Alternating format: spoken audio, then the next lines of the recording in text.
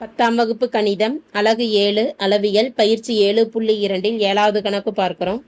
இரு கோளங்களின் ஆரங்களின் விகிதம் 4:7 எனில் அவற்றின் கன அளவுகளின் விகிதம் காண்கன்னு கேட்கப்பட்டிருக்கு. கொடுக்கப்பட்டிருக்கக்கூடிய மதிப்புகளை எழுதிக்கலாம். அதாவது ஆரங்களின் விகிதமானது 4:7 என கொடுக்கப்பட்டுள்ளது. ஆரங்களின் விகிதம் R1:R2 = 4:7 என உள்ளது. ரேஷியோவில் இருக்கிறத பின்னத்தில் எழுதிக்கிட்டோம்னா R1/R2வின் மதிப்பானது 4/7. கோளங்களின் கன அளவுகளின் விகிதம்ங்கிறப்ப சூத்திரம் எழுதிக்கலாம். கோளங்களின் கன அளவுகளின்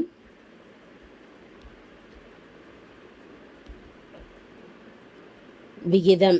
கன அளவுங்கிறப்ப V1 கொடுப்போம். V1:V2 = கன அளவுக்கு உண்டான சூத்திரம் கோளத்துக்கு என்னென்னா 4/3πr³.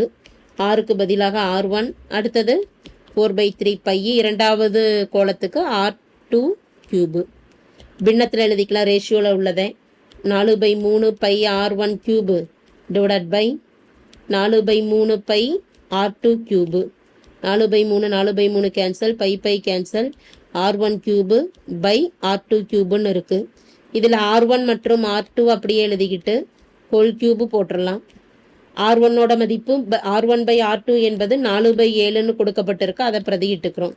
4 3 முறை பெருக்கிறோம். அப்படிங்கிறப்ப 4 × 4 16, 16 × 4 64.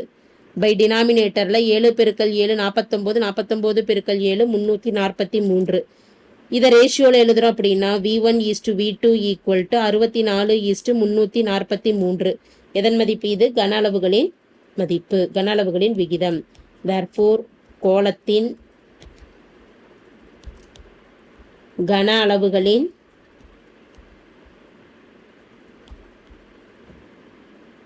விகிதம் 64:343 ஆகும். தேங்க்யூ.